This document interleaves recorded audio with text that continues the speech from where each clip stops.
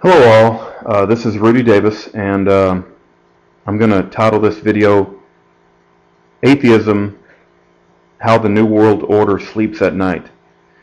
And if you're an atheist listening to this video, and you're all prepared to get offended and write a bunch of crap about me, I'm beyond the point of actually caring whether you're offended. I would actually ask that you listen to my argument, and rather than calling me a redneck, southerner, Bible belt, whatever you want to refer to me as, if you could refrain from that and just focus on my argument. Now, feel free to attack my argument all day long, and if you keep your focus on that, I will respond in the comment section and we will have a civil discourse.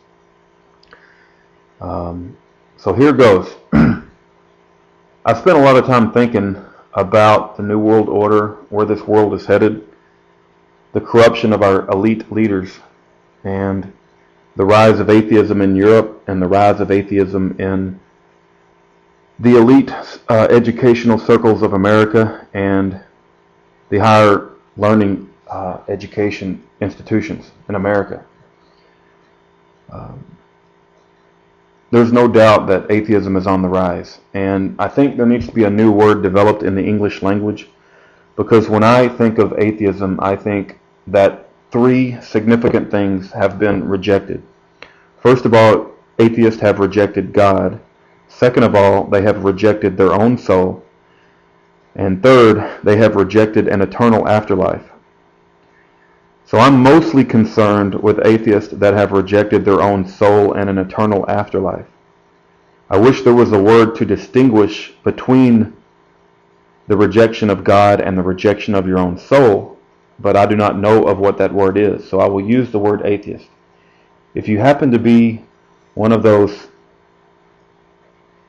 atheists that rejects God but not his own eternal soul, then this argument would not apply to you. I have made other videos with reasoned arguments for the existence of man's soul. I would hope that you would listen to those. But I'm going to give an example of why I think that atheism, which would include the rejection of man's eternal soul, can be a very negative thing for an elite leader to have in this world. Now let me just give you the example, and I'll make it as short as I can. Let's assume that we have 100 people in the room, hypothetical assumption. And out of these 100 people, one of the people has the destiny of the other 99 in his hands. There's a door that he stands in front of.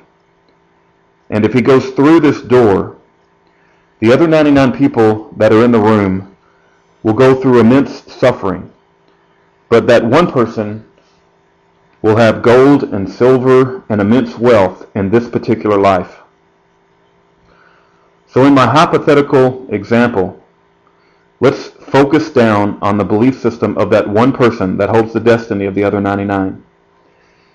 If that one person is an atheist and he has rejected God, an afterlife, and his own eternal soul, and he does not believe that he will ever encounter the other 99 people ever again in an afterlife, and he does not believe in a moral and ethical judgment by God, and he believes this earthly life is all there is, I put forward the idea that an atheist is more likely to walk through the door and get immense wealth that would serve his purposes in this earthly life, and he could give a damn less about the other 99 people in the room.